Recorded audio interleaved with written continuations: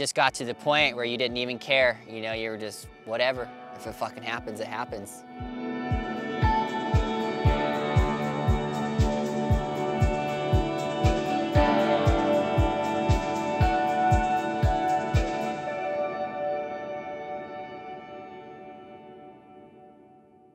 My name is Cody Elliott, and I was a corporal in the United States Marine Corps. My best friend Joe Ball and I grew up in Pismo Beach. His family is, his mom's side's New Yorkers, and they had a cousin that was brought down with one of the towers. When I did get in the military, you know, it kind of did give me a little more purpose and drive. I didn't necessarily know what I was getting myself into, but I really enjoyed it. You play Army and Marines as younger boys, and all of a sudden, you know, now you're in the shit. And you're like, whoa, it's real. I joined at 17. I was signed away by my mom, gracefully. You know, she didn't really want me to go, but I kind of said, you know, this is what I need to do. It's kind of my duty. So I was stationed at Camp Pendleton, California with 1st Battalion, 5th Marine Regiment.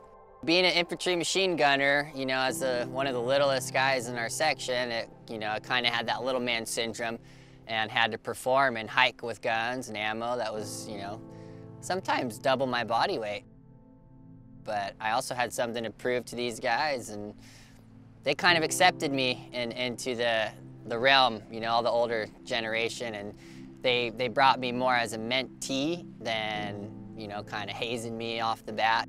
It was all about training and being proficient. So I got accepted because, you know, I loved my job and I loved to study it, and I wanted to be as best at it as I could, and they saw that and kind of, you know, a lot of guys took me under their wing and taught me a lot of stuff in the section.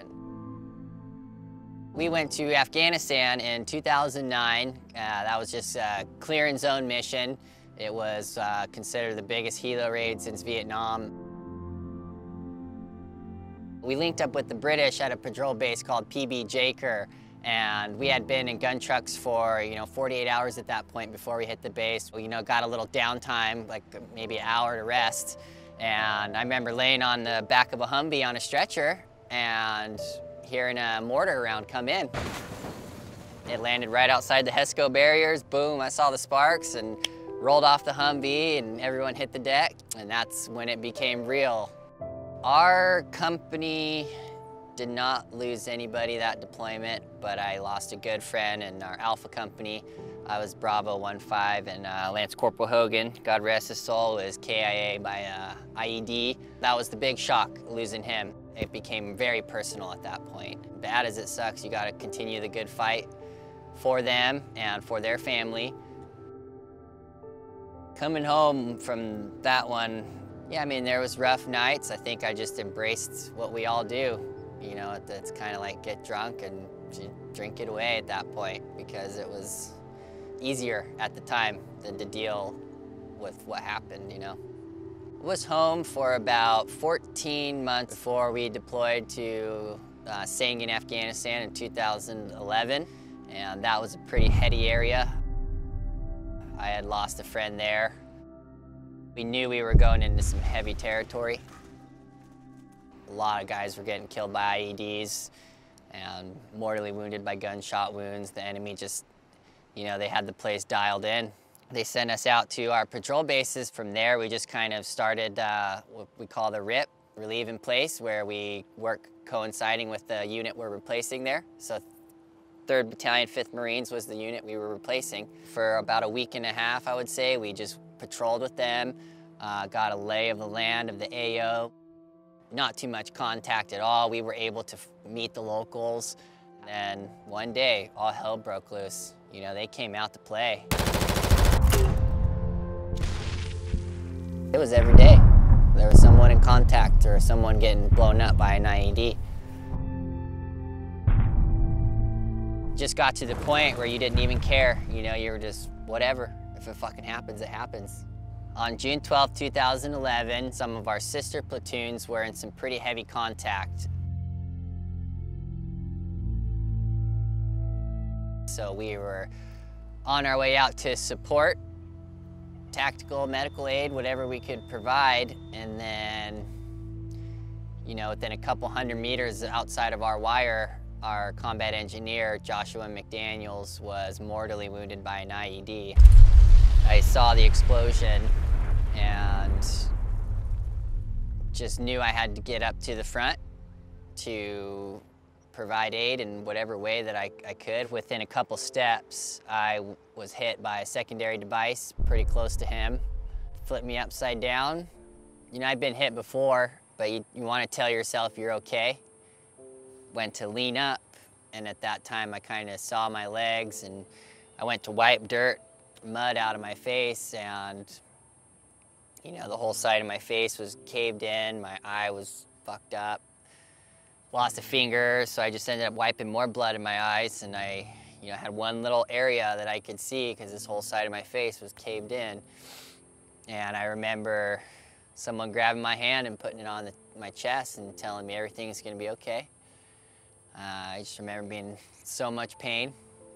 I feel like they probably put tourniquets on all my extremities just because there was so much shit going on everywhere. And then woke up in Germany out of a coma. My jaw was wired shut, and I had a breathing tube in, and I remember when they were bringing me out of the coma, they took the breathing tube out, but it was caught in my wired jaw. So I remember they had to cut the wiring, and they cut the hell out of my lip, and so I'm laying there paralyzed from the waist down, can't move, blood's just pouring into my mouth, and that was my rude awakening. Then I got to call my mom. I would say, "Hey, Mama." And she said, "Hey, son." And I said, "I'm pretty banged up, Mama."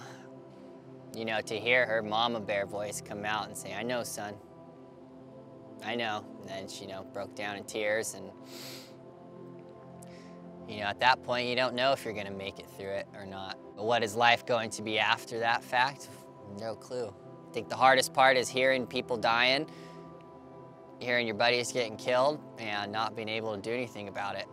That's what hurt me the most, was not being able to lead my men and hearing my friends get killed, not being able to be there and help somehow.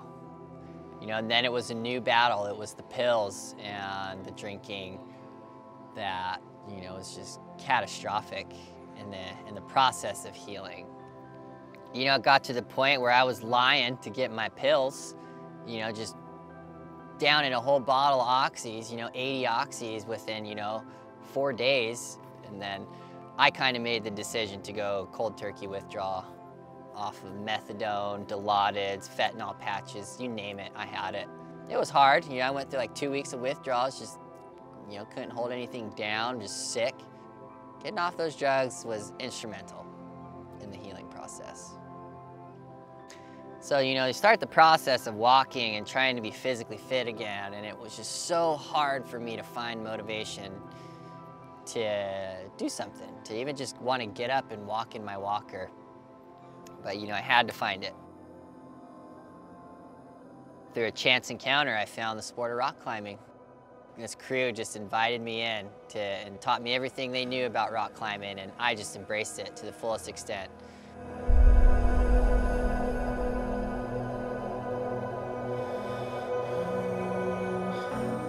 I had set El Capitan to be like my 10-year goal, and my buddy who I served with, Greg, he led me up it in 5 years.